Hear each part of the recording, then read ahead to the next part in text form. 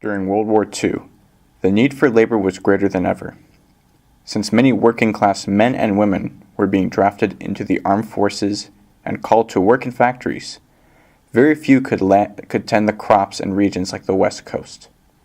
In 1942, President Franklin Roosevelt, in cooperation with the Mexican government, proposed a labor program that would allow Mexican farmers to maintain the millions of acres of farmland stretching from Southern California to the Pacific Northwest. While the Bracero program, as it was titled, was initially proposed as a part of the wartime needs, the program actually lasted until 1964, a full 22 years after, with 4.6 million labor contracts being signed. While this program seemed to be a great success following the war effort, disdain for the program by the laborers and activists alike had built up immensely. As the program seemed to be an initial labor opportunity, the actual terrible working conditions that resulted would eventually lead to the program's undoing.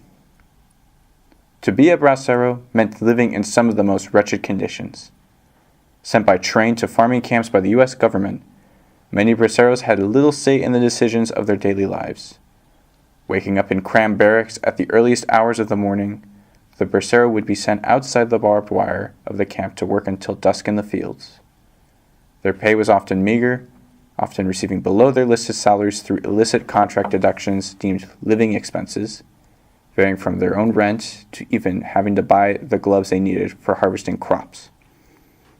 While many suffered from these injustices, only few outsiders officially addressed these systematic issues. It would not be until 1956 that the program would be scrutinized on a large scale.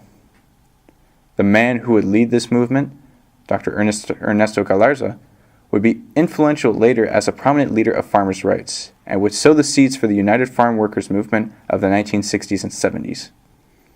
In 1956, Dr. Galarza wrote one of the first reports on the conditions of the Bracero program. Titled Strangers in Our Fields, Dr. Galarza brought forth to the American public the many abuses of the program against Mexican nationals, from physical demoralization during the registration to irresponsible deaths by administrators. Many of these camps were not isolated at all, located on the doorsteps of Americans in places like Salinas, Santa Maria, and Fresno, California. Numerous television reports began to document these camps in their entirety, bringing the atrocious conditions from the camps themselves to the living rooms of Americans across the country. Following CBS News report by Chet Huntley, hundreds of phone calls reached Washington, asking if such a harvest of shame was possible on American soil.